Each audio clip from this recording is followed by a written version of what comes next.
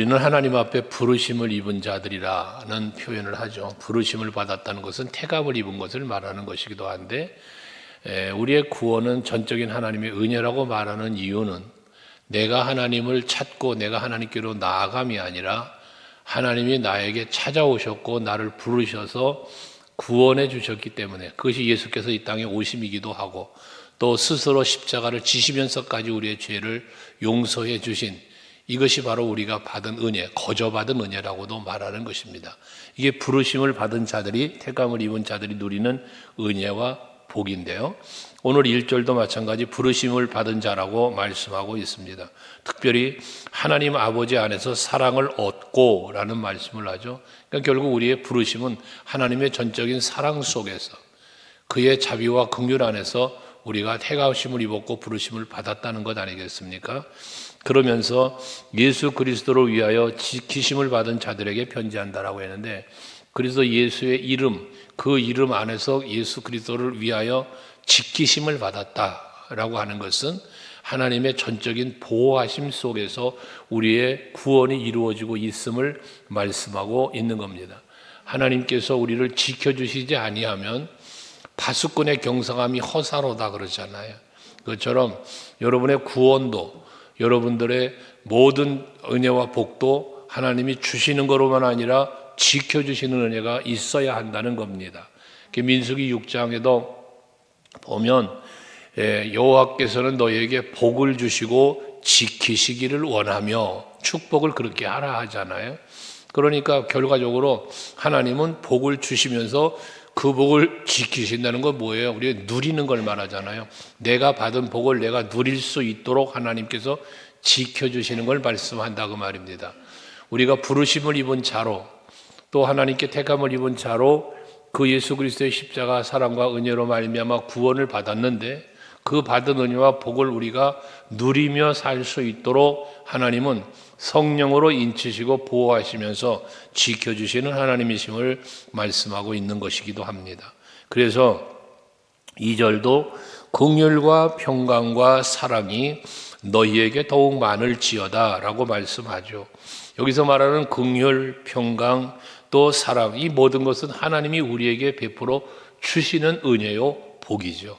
하나님의 긍휼이 있어 우리는 살고, 하나님이 주시는 평강, 세상에 주는 것과 같지 않은 평강이라고 예수께서도 말씀하셨는데, 또 사랑 마찬가지, 아가페 사랑, 전적인 희생의 사랑, 그 십자가의 사랑, 이것이 바로 하나님께서 우리에게 향하신 사랑의 확증이라고까지 표현한 것들이니까요. 긍휼과 평강과 사랑은 전적으로 하나님께서 우리에게 베푸시는 것인데, 그것이 넘치도록 풍성하기를, 더욱 많기를 지금 축복하고 있다는 것인데요, 오늘 예배하는 여러분들에게도 이 긍휼과 평강과 사랑이 풍성하시길 축복합니다. 그런데 이 유다서를 쓴 그 목적이 어디 있냐면, 이단 사상이 교회에 침투하여 있기 때문에 그 이단들과 싸워야 할 것을 권면하면서 기록한 서신이 이 유다서거든요. 그래서 이 유다서 3장에 보면, 3절에 보면 거기도 말하는데, 사랑하는 자들아 우리가 일반으로 받은 구원에 관하여 내가 너에게 편지하려는 생각이 간절하던 차에라고 말했어요. 일반으로 받은 구원이라는 것은, 이거는 우주적 인류를 향한 하나님의 구원의 은총을 말한다고 볼 수 있는데요, 예를 들자면 어떤 구원이라고 말하냐면, 뒤에 이제 5절에 출애굽의 사건을 잠시 말하는데, 애굽에서 종노릇하고 있던 이스라엘 백성들은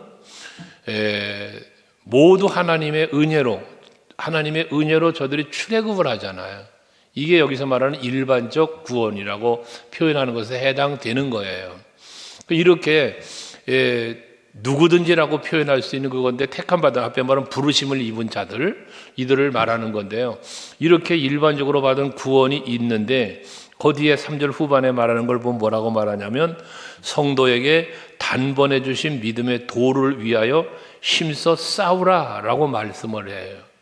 그러니까 우리의 구원은 하나님이 우리에게 전적으로 베풀어 주신 긍휼 사랑이지만, 우리는 그 긍휼과 사랑을, 하나님의 구원을 우리는 뭐 해야 돼? 믿어야 된다고 그랬잖아요. 믿음으로. 믿음으로 이루어지는데 에베소서 2장 8절 말씀에 보면 그 믿음조차도 하나님께서 우리에게 주신 선물이라고 그랬단 말이에요. 그러니까 내가 예수를 구주로 믿을 수 있는 것조차도 하나님의 은혜 속에 이루어진 것을 말하는 것이거든요. 그 믿음으로 우리가 구원을 받은 거니까. 그런데 중요한 건 뭐냐? 그 믿음을 가지고 그 믿음의 도를 위해서 우리는 뭐 해야 된다? 힘써 싸워야 된다는 거예요. 이 싸움은 무슨 싸움이겠습니까? 믿음을 지키기 위한 싸움. 하나님의 은혜와 그 긍휼을 저버리지 않는 그 싸움을 말하는 거예요. 바울이 그 싸움을 한 거예요. 그게 선한 싸움이라고 그랬고 믿음을 지켰다는 표현까지 한 거지 않습니까? 오늘을 살고 있는 우리들도 하나님의 구원은 예수 그리스도로 이루어졌지만 전적인 사랑이지만 그러나 우리는 그것을 확실하게 믿어야 된다는 것이거든요. 그러면 그 믿음을 지키며 싸우는 것은 무엇일까? 이제 뒤에 조용히 가만히 들어온 사람들에 대한 이단들의 침투를 말하지만 먼저 말씀을 드린다면 우리는 하나님의 은혜로 그 십자가 사랑으로 구원을 받았어요. 믿기만 하면 돼요. 근데 믿을 수 있도록까지 하나님이 주신 은혜의 선물로, 사랑의 선물로 믿게도 되었어요. 그러면 이제 우리는 그 믿음을 지키기 위해 싸워야 하는데 그 싸움이 무엇일까? 그 싸움은 내가 구원받은 그 하나님의 사랑, 그 하나님의 은혜에 대한 가치를 분명하게 아는 거예요. 나를 구원하시기 위해 나의 모든 죄를 사하시기 위해 그 높은 보좌 영광을 버리고 이 땅에 찾아오신 예수님, 그리고 나의 죄를 용서하시고 새 생명을 얻어 영생이라는 엄청난 은혜를 주시기 위해 그 죄의 문제를 해결해 주신 십자가의 사랑, 이 가치를 우리가 알기 때문에 그 은혜, 그 사랑, 그 주 예수보다 더 귀한 것은 없다고, 바꿀 수 없다고 우리는 고백도 하는 거지 않습니까? 그 은혜를 은혜로 깨달아 알고 그 가치를 올바르게 인정하면서 사는 삶, 이게 믿음을 지키기 위한 싸움이 되는 거예요. 싸우려면 힘이 있어야 되잖아요. 우리가 싸우려면 힘이 있어야 싸워요.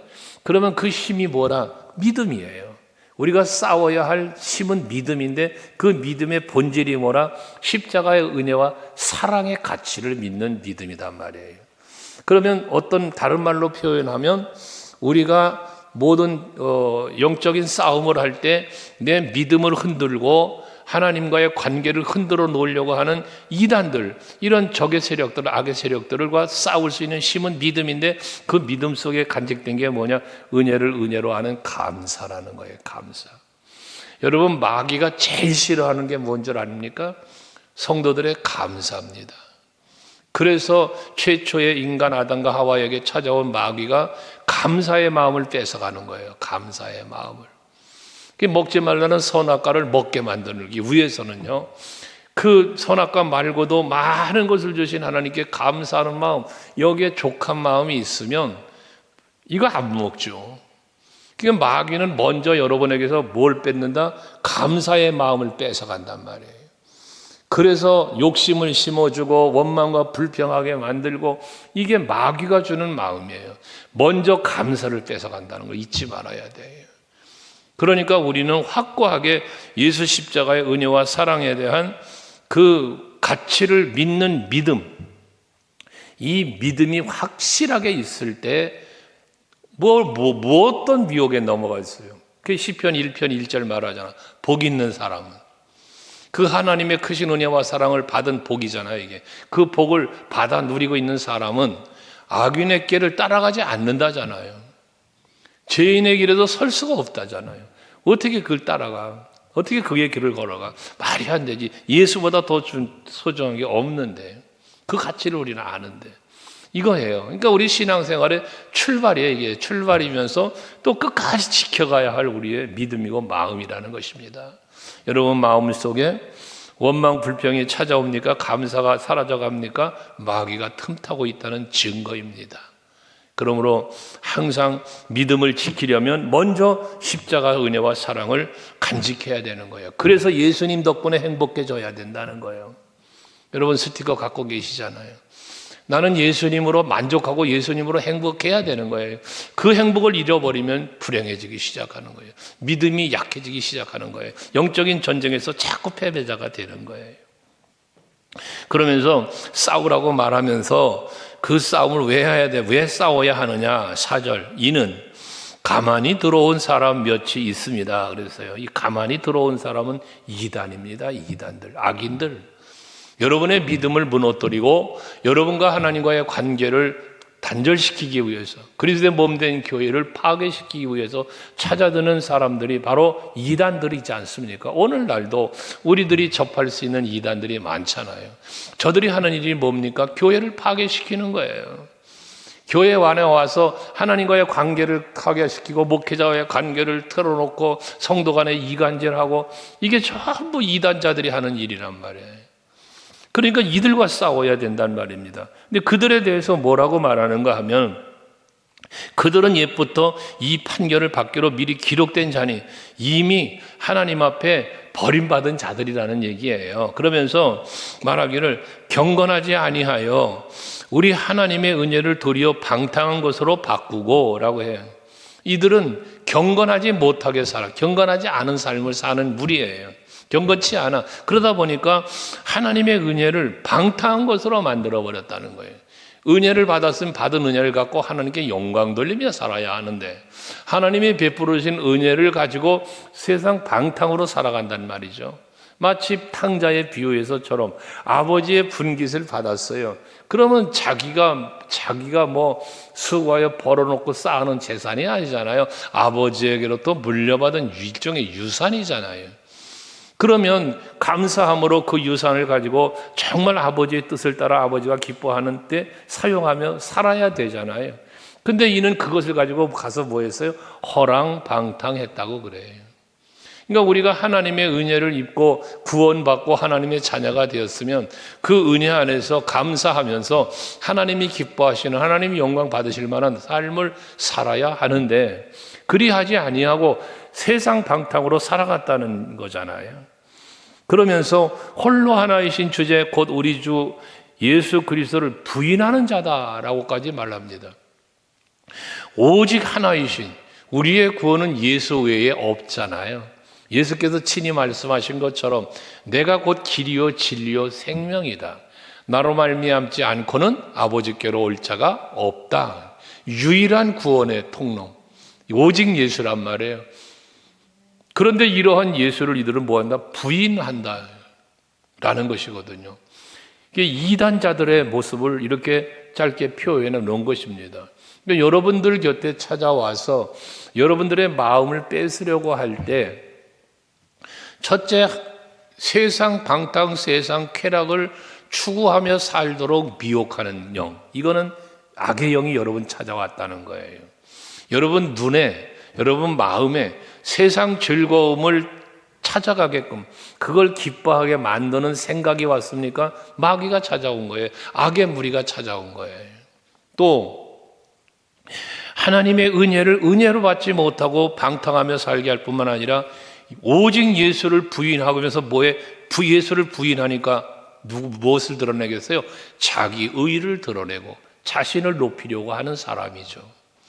하나님에 대한 부정과 오직 구원의 예수 대신 예수를 부인하니 거기에는 그 다음 단계는 자기의 의를 드러낸단 말이에요. 나를 드러낸단 말입니다. 이런 사람이 여러분들에게 접근할 수 있어도 가까이 하지 않는 여러분이 되어야 해요. 우리는 오직 예수 이름으로 오직 하나님의 영광을 위하여 살아갈 수 있는 우리 모두가 되어야 하는 겁니다. 그래서 늘 생각해야 되는 거예요. 예수님은 어떻게 하셨을까? 내가 어떻게 하면 하나님 기뻐하실까를 늘 헤아려 볼 줄 아는 여러분들이 되셔야 하는 겁니다. 그것을 헤아리지 못하면서 이 가만히 들어온 사람들에게 미혹돼 버리면 여러분들은 결과적으로 하나님에게로부터 버림받고 멸망당하는 길을 갈 수밖에 없는 거입니다. 5절에도 다시 말하면서 애굽에서 나온 백성들의 얘기를 하잖아요. 너에게 다시 생각하게 하고자 하노라 하면서 주께서 백성을 애굽에서 구원하여 내시고 후에 믿지 아니하는 자들을 멸하셨으며 그러잖아요. 그렇잖아요. 애굽에서 출애굽은 했어요. 하지만 하나님께서 적각거리 오는 가나안 땅으로 이끌어 가신다는 이 확고한 믿음이 없는 사람들은 어떻게 됐습니까? 결과적으로 광야에서 죽었잖아요. 불뱀에 물려서도 죽었고, 고라 자손 같은 경우에는 뒤에 고라의 패역도 11절에 나오지만 땅을 갈라 삼켜서 죽이시고, 여러분 얼마나 많은 백성들이 죽었습니까? 출애굽한 1세대가 죽은 거예요. 그리고 마지막 2세대가 들어간 거잖아요. 신명기에 보면. 그러니까 이것이 무엇입니까? 다 출애굽은 했지만 출애굽을 해서 가나안에 들어가지 못하고 광야에서 죽어버리는 이런 길을 겪고 말았음을 하나님은 지금 말씀하고 있다는 것입니다. 그래서 앞에서 말한 일반으로 받은 구원의 단계에서 끝나지 말고 우리는 그 믿음을 굳건하게 지키며 영적 싸움을 하면서 이기는 자가 되어 하나님 앞에 설 수 있는 여러분들이 되셔야 하는 거예요. 요한계시록 2장과 3장에 보면 예수께서 7교회를 말씀하시잖아요. 7교회가 칭찬도 받은 교회, 칭찬 책망 같이 받은 교회, 책망만 받은 교회로 이렇게 정리가 되는데, 그런데 그 7교회의 공통적인 말씀이 무엇이냐면 이기는 자에게는이에요. 이기는 그에게는, 이런 표현을 예수께서 하세요. 그러니까 아무리 칭찬을 받았을지라도, 아무리 책망을 받는 교회라 할지라도, 그러나 마지막 끝까지 이기는 자에게는 하나님께서 생명의 관도 주신다고 했고, 하나님께서 그 이기는 자에게 주실 특별한 은총을 다 말씀하고 있어요. 오늘 여러분들이 주님 앞에 나와서 예배하는 여러분들에게도 하나님께서는 분명히 주실 예비되어 있는 면류관과 상급과 모든 누림이 다 예비되어 있어요. 근데 누구에게 준다고요? 이기는 자에게예요. 오늘도 여러분들은 이기는 자가 되어 예배 자리에 온 거예요. 이기는 신앙으로 전도도 하신 거고요. 다 이기기 때문에 이기는 자가 되어야 예배하고, 이기는 자가 되어야 기도하고, 이기는 자가 되어야 헌신도 하고, 그래 되는 거잖아요. 무엇 때문에를 말하면서 이기지 못한 자들이 여러분 예배하지 못하는 거고, 그걸 이기지 못하기 때문에 기도하지 않는 거고, 이기지 못하니까 헌신하지 않는 거잖아요. 여러분 정말 우리 소감교회 성도들은 이기는 성도들이 될 수 있기를 바랍니다. 저와 같이 상담하신 분들은 다 들으신 얘기겠지만, 어떠한 이유로든 힘들고 어려운 일이 있어 참 겪는 가운데 상담하시는 분들에게 늘 동일한 얘기 중에 꼭 하는 얘기 하나는 이기자. 그 상황을 이겨내야 한다. 관계도 마찬가지, 문제도 마찬가지, 고난도 마찬가지. 내가 어떻게 해서든지 이걸 이겨야 하는데, 이길 수 있는 방법이 무엇일까? 전적으로 하나님께 맡기고 신뢰하는 것이 비결인 거예요. 그러니까 바울이 얘기하잖아요. 내게 능력 주시는 자 안에서 내가 모든 걸 할 수 있다라는 거잖아요. 그러니까 하나님을 믿어야만 내가 이길 수 있는 힘이 거기서 믿음에서 나온단 말이에요. 지난주에 말씀 묵상했잖아요. 유로굴라라는 그 풍랑 속에서도 바울은 나는 하나님을 믿는다. 그 믿음으로 안심해라 하며 떡을 떼어 나눠주기까지 하면서 그들을 이끌어가는 그 모습을 우리는 보았잖아요. 그것처럼 여러분들이 정말 신실한 믿음, 앞에 말했던 가치를 아는 그 믿음, 여러분의 믿음의 가치, 사랑의 가치, 이거 확실하게 알고 끝까지 싸워 이기는 여러분들이 될 수 있어서 여러분의 구원을, 여러분들의 그 하나님의 은혜와 긍휼과 평강과 사랑으로 주어지는 그 구원의 은혜를 뺏기지 말고 끝까지 지킬 수 있는 여러분들 되실 수 있기를 바랍니다. 그러면서 6절에 보시면요, 또 자기 지위를 지키지 아니하고 자기 처소를 떠난 천사들을 큰 날의 심판까지 영원한 결박으로 흑암에 가두셨다. 여러분, 천사가 누굽니까? 하나님을 수종들고 여러분들을 수종들게 하기 위하여 세워진 자들 아닙니까? 그 천사들까지도 자기 자리를 지키지 처소를 떠난 천사들은 하나님께서 영원한 심판까지 영원한 결박으로 흑암에 가두셨대요. 그러니까 우리는 기억해야 할 것이 뭐냐? 내가 하나님의 은혜와 긍휼과 평강과 사랑으로 우리에게 믿음을 주셔서 구원을 이루어 주셨지만, 내가 이 구원을 받은 이 은혜를 감사하며 믿음을 지키지 못하고 내 믿음이 무너져 내리면, 혹여나 교만에 빠지고 세상 욕심에 빠지고 방탕에 빠져버리면 이런 일을 당할 수 있음을 말씀한단 말이에요. 그러니까 구원파 같은 믿음을 갖지 말란 말이에요. 구원파의 믿음이 잘못된 믿음이 뭐예요? 우리는 구원받았으니까 어떤 짓을 해도 괜찮다라는 믿음이에요. 구원파 믿음이 아니잖아요. 구원받았다는 믿음이 있으면 구원받음에 대한 감사가 있어야지. 그 십자가 은혜와 사랑에 대한 가치를 감사해야죠. 거기에 합당하게 살아야죠. 그래 야고보 사도가 말하는 믿음이 없는 행함이 없는 믿음은 죽은 믿음이라고 말하는 이유가 거기 있는 거잖아요. 그 뒤에도 보면 소돔 고모라도 말하잖아요. 7절에 소돔 고모라와 그 이웃 도시들이 그들과 같은 행동으로 음란하며 다른 육체를 따라가다가 이 세상 쾌락을 즐긴 거 아니에요. 육체적 즐거움을 찾아갔던 거잖아요. 육체를 따라가는 삶을 살았던 거잖아요. 그러다가 뭐 했어요? 영원한 불의 형벌을 받음으로 거울이 되었다 그래요. 영원한 불의 심판. 그 소돔 고모라 성의 멸망을 통하여 오늘날 우리에게 거울이 되었어요.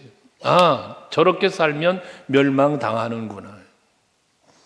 하나님께서 아브라함에게 복을 주시며 그 롯에게도 복을 주신 거잖아요. 아브라함을 통하여 주신 복이잖아요, 그게. 그럼에도 불구하고 그들이 타락해 버리니까 그 하나님의 은혜 속에서 은혜를 은혜로 알지 못하고 세상의 육체적 쾌락을 따라 살아가 버리니까 하나님이 영원한 불의 심판으로 저들을 멸망시켜 버리셨지 않습니까? 이걸 비유로 또 말하는 거예요. 뿐만 아니라 가만히 들어와서 지금 이 백성들을 교회를 혼란스럽게 하는 사람들을 일컬어 8절에 뭐라고 하냐? 꿈꾸는 이 사람들도 그와 같이 그래요. 꿈꾸는 이 사람들이라고 그랬어요. 꿈꾸는 사람. 이건 뭐에 꿈꾼다는 말하는 그 사람은 뭐냐면 이상에 빠져 있는 사람이에요. 여러분, 우리가 하나님의 나라를 바라볼 때 이상적인 무슨 이 꿈의 세계라고 바라보면 안 되는 거예요. 우리는 하나님의 나라를 꿈의 세계가 아니라 현실적 세계로 바라보셔야 하는 거예요. 예수께서 친히 인간의 몸을 입고 이 땅에 우리 곁에 직접 찾아오셨고 우리들 앞에서 역사 속에서 사실적인 사건으로 십자가 지고 죽으셨고 사실적 사건으로 부활하셨고 사람들이 보는 앞에 들어 올라가셨고 다시 우리를 영접하러 오시겠다고 직접 말씀하신 것이기 때문에 우리에게 하나님의 나라는 실체적인 거예요. 추상적인 하나님 나라가 아니란 말이에요. 망상 속에 있는 그런 이상의 나라가 아니란 말이에요. 우리는 그런 꿈꾸는 자들과 같은 이런 사람이 되지 말아야 하는데 저들은 꿈꾸는 사람들이 어떻게 살았습니까? 육체를 더럽히며 권위를 없인 여기며 영광을 비방하는도다 합니다. 그러니 하나님께서 베푸신 은혜를 내 삶 속에서 이것을 적용시키고 감사하면서 살질 못하고 그 권위를 내 죄 때문에 그 십자가를 지시면서 죄를 용서하시고 우리를 구원해 주셨는데 내 육체를 다시 죄 가운데 더럽힌다고 말이에요. 육체를 더럽혔다는 것은 내 삶에 또다시 죄를 범하고 산단 말이거든요. 로마서 6장에서 우리가 그 죄사함의 은혜를 입었으니 그럼 또다시 범죄할 거냐? 그럴 수 없다 하면서 우리는 뭐 해야 된다고 말합니까? 우리는 거룩하게 구별된 자이니 거룩함에 합당한 열매를 맺으면서 살아야 된다. 그 거룩함을 지키며 살아야 될 것을 말씀하잖아요. 그렇게 해서 이들은 그렇지 않았다는 거예요. 뿐만 아니라 하나님의 권위를 없인 여겨서 예수를 부인했다고 그랬으니까 하나님의 권위를 없인 여기고 뭐가 돼? 내가 주인이 돼버린다 그랬잖아요. 내가 주인이 돼. 내가 높아지는 거예요. 내가 높아지는 거예요. 그러면서 그 영광도 비방까지 했다는 것 아니겠습니까? 그러면서 천사장 미가엘을 9절엔 또 비유로 말씀을 해요. 천사장 미가엘이 9절에 보면 모세의 시체 앞에서 말을 하는데 마귀와 다투었자는 거잖아요. 그때 감히 비방하는 판결을 내리지 못하고 다만 말하기를 주께서 너를 꾸짖으시기를 원하노라 하였거늘이라고 말합니다. 이 천사장 미가엘은 어떤 사람입니까? 하나님 앞에 수종드는 대장이에요. 대장. 그런데 그 군대 천군 천사 그러잖아요. 천군 천사 말할 때 그 천군 천사들의 군대, 하나님을 호위하는, 여러분들 호위하는 엘리야의 벌말과 불세례가 가득했다라고 말할 때 그 대장 미가엘이거든요. 그도 그 권위를 가지고 저를 정죄할 수 있겠지만 그리하지 않고 뭐라 그랬다고 그래요? 주께서 너를 꾸짖으시기를 원하노라. 주님의 주권에, 여호와 하나님의 주권에 맡기는 그런 겸손함이 있었다는 이야기를 하는 거예요. 여러분, 우리가 하나님의 자녀가 되는 권세를 받았죠. 우리가 하나님의 자녀된 권세가 있어요, 우리에게. 그렇다고 해서 이 권세를 가지고 하나님의 주권과 하나님의 권능을 무시해도 되나, 비방해도 되나? 안 되는 거다, 그 말이에요. 우리는 전적으로 하나님의 주권, 하나님의 권능을 우리는 인정하고 그 앞에 우리는 겸손해질 필요가 겸손해야 된다는 것이죠. 그런데 이 가만히 들어온 이들은 지금 뭐해? 그 권위를 다 무시해버리고 그 하나님의 영광을 다 버리고 예수의 이름도 부정하고 이러는 무리가 되었다는 것 아니겠어요? 그래서 10절 이 사람들은 무엇이든지 알지 못하는 것을 비방한다 하면서 그들은 이성 없는 짐승 같다는 표현을 합니다. 이성 없는 짐승 같다. 사리 판단을 할 줄 모른다는 거예요. 옳고 그름을 판단할 줄 모른다는 거예요. 그 짐승 같은 존재로 비유를 하고 있습니다. 그러니까 어떻게 돼? 그 짐승 같은 본능 때문에 저들은 멸망하느니라라고 말하고 있습니다. 여러분, 우리는 인간이라는 이름을 갖고 살고 있지만 정말 어떤 사람들을 보면 짐승만도 못하다는 소리를 듣는 사람들도 있잖아, 우리 주변에는요. 정말 짐승만도 못한 사람들.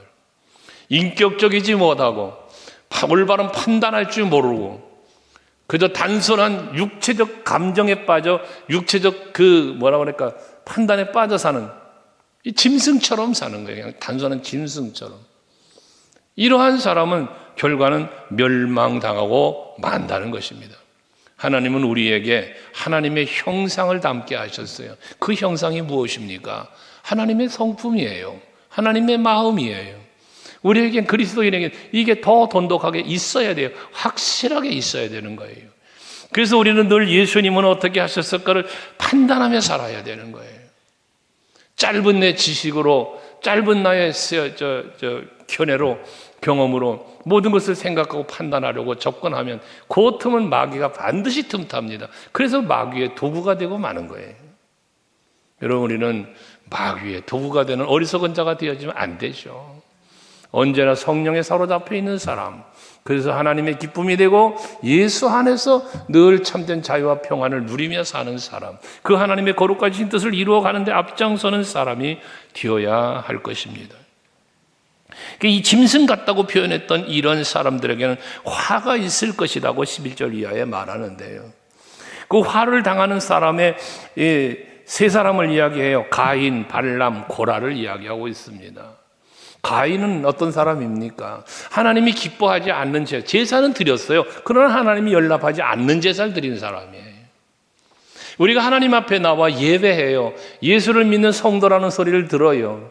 하지만 정작 그 마음속에는 하나님이 기쁘시게 받을 만한 삶을 살질 않아요. 이 가인 같은 사람이에요. 죄를 다스려야 하나 죄를 다스리지 못하는 사람이에요.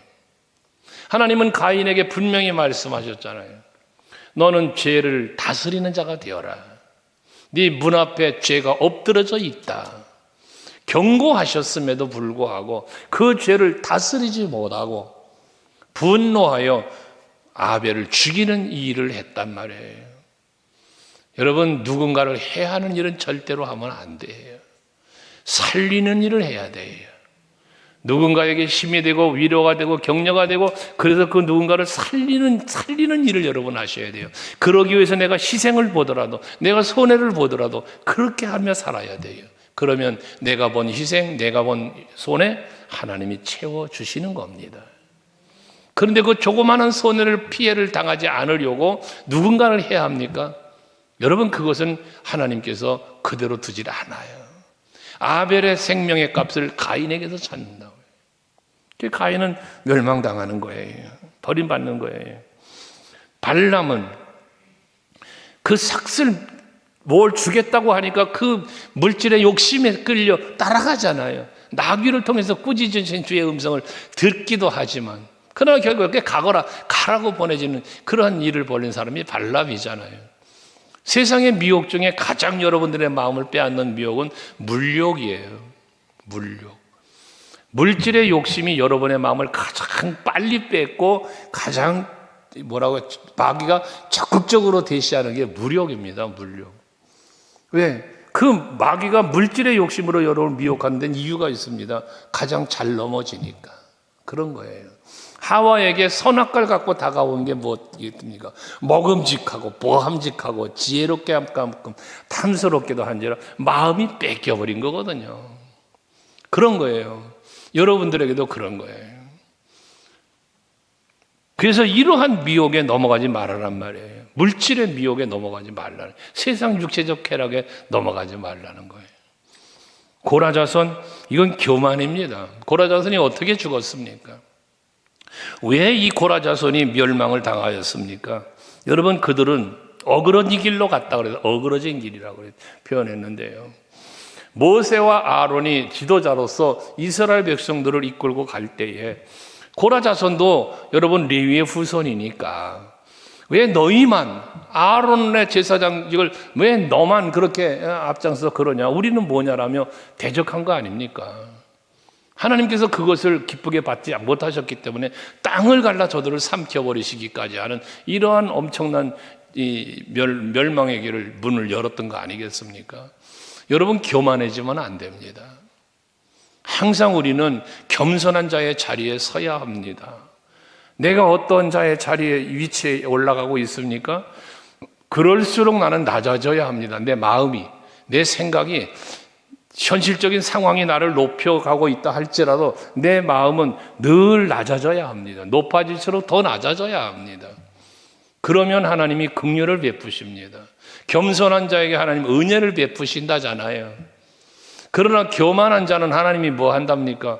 물리친답니다. 대적하신답니다. 여러분, 하나님이 물리치고 하나님이 대적하면 살아남을 자가 어디 있습니까? 그래서 잠언 16장에 말하는 겁니다. 교만한 자는 패망의 선봉이라고 해요. 망하는 길을 가는 거다 그 말이에요, 교만은. 그래서 우리 서강교회 성도들은 언제나 겸손함을 잃지 않기를 바랍니다. 뭔가 남보다 잘난 것이 있습니까? 그 하나님의 은혜임을 깨달아야 합니다. 교만해지는 것이 아니라 하나님의 은혜 앞에 겸손해져야 하는 겁니다. 그럼 하나님은 더 큰 은혜를 베풀어 주실 줄로 믿습니다. 그러면서 12절도 말하죠. 그들은 기탄 없이 너희와 함께 먹으니 너희의 애차는 암초요, 자기 몸만 기르는 목자요, 바람에 불려가는 물 없는 구름이요. 여기 표현된 것들을 보세요. 기가 막 헛되다는 거예요. 헛되다. 아무것도 아니라는 이야기를 여러 가지로 표현한 거예요. 특별히 애찬이 암초라고 하는 것은 뭡니까? 여기서 말하는 애찬은 무엇이냐면 지금으로 우리가 말하면 성만찬이에요. 성만찬. 그 교회들이, 성도들이 모여서 떡을 떼며 애찬을 하잖아요. 이게 예수 그리스도의 그 만찬을 기억하면서 교회 안에 이런 교제가 있는 거예요. 근데 이것을 저들에게 암초라고 하는 것은 무엇 때문에 그러냐면 이들은 성찬을 갖다가 본질을 잃어버리고 그 성찬하는 행위를 그 뒤에 보면 그러지만